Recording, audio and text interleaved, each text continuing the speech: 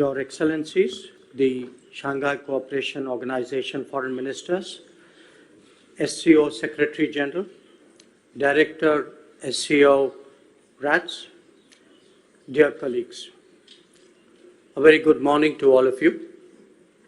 It is a great pleasure to welcome you in Goa to the meeting of the SCO Council of Foreign Ministers. I'm especially delighted to host you under the first ever Indian presidency of the SCO.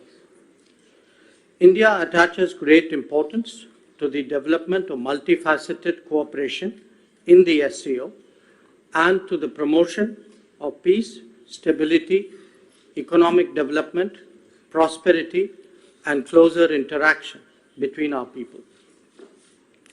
As the chair of the SCO, Prime Minister Modi has articulated India's priorities as moving towards a secure SCO.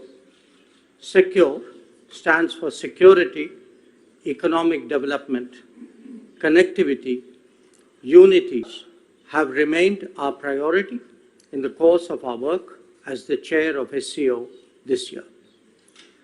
I'm pleased to inform you that under our ongoing presidency, we have successfully concluded more than 100 meetings and events, including 15 ministerial level meetings, and we have received the enthusiastic participation from member states, observers, and dialogue partners of SCO as well. Many of the events hosted by India were first-time events in the framework of the SCO.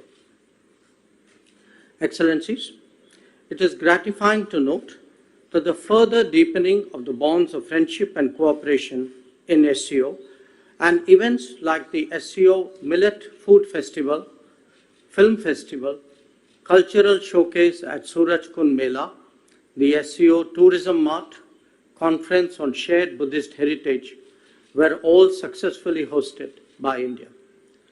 I am particularly delighted to note that Varanasi, as the first SCO cultural and tourist capital for 2022-23, hosted several colorful events with active participation from member states. As SCO chair, we have initiated an unprecedented engagement with SCO observers and dialogue partners by inviting them to participate in more than 14 socio-cultural events. Dear colleagues, as a result of the COVID-19 pandemic and geopolitical upheavals, the world is today facing a multitude of challenges. These events have disrupted global supply chains, leading to serious impact on the supply of energy, food, and fertilizers, and cascading effects on developing nations. These crises have also exposed a credibility and trust deficit in the ability of global institutions to manage challenges in a timely and efficient manner. These challenges, however, are also an opportunity for member states of the SCO to collaborate and address them collectively. With more than 40% of the world's population within the SCO, our collective decisions will surely have a global impact. Excellencies, while the world was engaged in facing COVID and its consequences, the menace of terrorism continues unabated. Taking our eyes off this menace would be detrimental to our security interests. We firmly believe that there can be no justification for terrorism, and it must be stopped in all its forms and manifestations, including cross-border terrorism.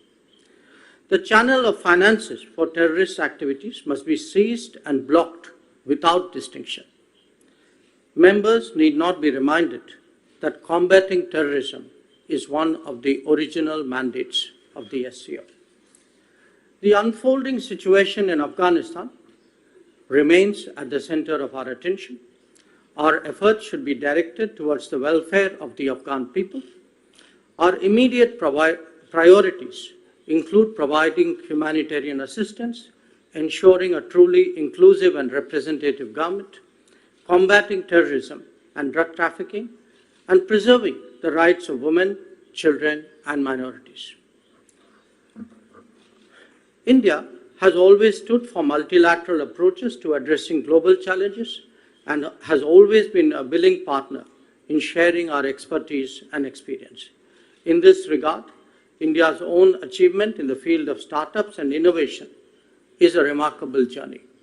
Today, there are more than 70,000 startups in India, of which more than 100 are unicorns. We stand ready to share our experience with member states. Colleagues, in this context, I would like to express my gratitude to all of you for supporting India's proposal of creation of 2 new working groups on startups and innovation and on traditional medicines last year. I'm happy to note that the regulations to operationalize these working groups have been approved by member states. Excellencies, SCO is in its 3rd decade of existence, and this is an opportune time for its reform and modernization to keep the organization relevant in a rapidly transforming world. I'm pleased to note that the discussions on the issues of reform and modernization of the organization have already commenced. I assure you that India will extend its constructive and active support for this process. I also seek the support of member states for the long-standing demand of India to make English as the 3rd official language of the organization. This will enable a deeper engagement with English-speaking member states of the SCO and will take the work of this organization to a wider global audience. I'm happy to note that the progress on ongoing process for the admission of Iran and Belarus as full members of the SCO. I thank the Secretariat for their efforts in that direction. Similarly, I'm delighted that 4 new dialogue partners will sign the MOU for their association with SCO today in Goa. We welcome our new dialogue partners and hope to intensify engagement with them in the SCO format. Excellencies, India has proposed a New Delhi declaration as an SCO summit declaration and 4 other thematic joint statements on cooperation in de-radicalization strategies, promotion of millets, sustainable lifestyles to address climate change, and digital transformation. I seek your support in timely finalization of these documents.